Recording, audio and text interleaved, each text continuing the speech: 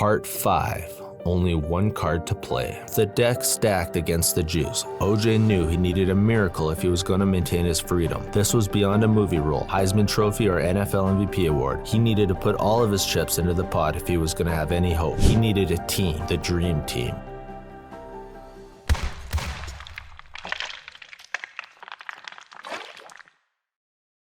Ladies and gentlemen, introducing the powerhouse legal lineup known as the Dream Team. Leading the charge, known for his strategic brilliance in the court of law, we have the masterful Robert Shapiro. Joining him is the charismatic Johnnie Cochran. Courtroom presence is second to none. On the defensive end, we have the hardworking Carl Douglas and the tenacious John Chapman Hawley, ready to defend their client at all costs. And let's not forget the rest of this star-studded roster, including Gerald Ullman, Robert Kardashian, Alan Dershowitz, F. Lee Bailey, Barry Scheck, Peter Neufeld, Robert Blassier, and William Thompson. This dream team is sure to make waves in the legal arena. The undisputed leaders of this defensive lineup were Johnnie Cochran and Robert Shapiro, akin to the dynamic duo of Shaq and Kobe. Much like Shaq and Kobe, Cochran and Shapiro each sought to take the lead, often engaging in competition under the spotlight of intense media coverage as they wrestled for the lead position. In the midst of ongoing tensions and unrest in America, sparked by racial inequalities exacerbated by the injustice inflicted upon Rodney King, the Dream Team strategically recognized the potential impact of utilizing the race card in their legal defense. The unanimous decision was made to entrust the formidable and charismatic Johnnie Cochran to skillfully wield the powerful card into the courtroom. Thus, it was Mr. Cochran who assumed the pivotal role as the lead defense attorney for the Dream Team. It is the duty of the defense to cast doubt rather than prove innocence of their client. The defense team representing O.J. Simpson executed this strategy effectively.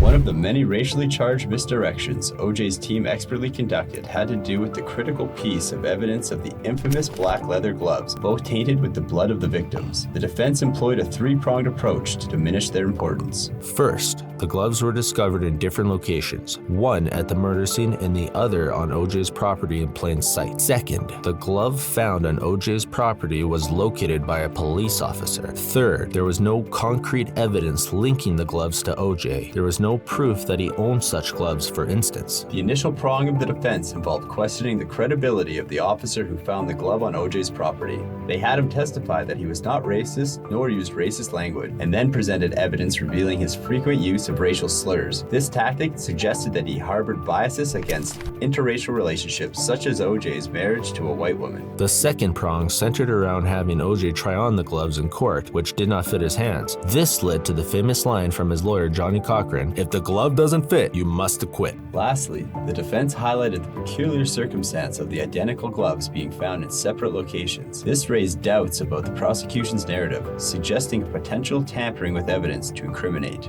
Hence, the gloves were rendered irrelevant in the case against O.J. Simpson. As the trial progressed, the defense skillfully cast doubt on the majority of the evidence presented against O.J. Simpson. Additionally, Johnnie Cochran successfully convinced the jury that racism may have played a significant role in targeting O.J., trailblazing black athlete who achieved commercial success by crossing over into mainstream white America. The ongoing trial, once mirrored an open and closed case, has now transformed into a fierce political battleground dividing white America and black America. Courtroom drama unfolded from 10 a.m. to 4 p.m., captivating viewers like never before. In an ironic twist, a Kardashian somehow found their way into America's first reality television show. From barbershops to nail salons and even water cooler discussions among white-collar workers, the trial of the century gripped the nation. As the jury neared the announcement of the verdict, tensions mounted and America found itself further torn along ideological lines. The question of O.J. Simpson's guilt or innocence sparked intense debates rooted in identity politics. Would a guilty verdict enrage the black community as yet another manifestation of systemic racism? Or alternatively, would an acquittal signal a travesty of justice, leaving many to question the fairness of the justice system? Orenthal James Simpson has been found not guilty. Black community celebrated the acquittal verdict with joy, seeing it as a possible sign of equality in America. In contrast, the white community expressed shock and disbelief disbelief over a murder suspect walking freely in public, despite the fact the Juice was really fucking good at football. O.J. Simpson rejoiced through the grim circumstances. Just months prior, he had contemplated ending his life with a gun to his throat, haunted by the shadows of his past actions towards Nicole Brown and Ron Goldman. Yet now, he finds himself a free man once again in the USA. The very same country that once celebrated his triumphs on the football field, filled seats in theaters to watch his performances in Hollywood blockbusters, and eagerly purchased the products he endorsed. But in this new chapter of his life, those same adoring fans have vanished, replaced instead by judgmental whispers and isolation. The cheers, the accolades, the lucrative endorsements, all gone, much like Nicole Brown and Ron Goldman. Identity is but a fleeting shadow in the abyss, a mere whisper in the howling winds of change. The Juice, once sweet and pure, now tainted with the echoes of a shattered past. Former American hero, now a mere specter of his former glory. What horrors await him in this bleak landscape? What demons lurk in the shadow of his own making? Join us in part 6, where we investigate O.J. Simpson, life after murder.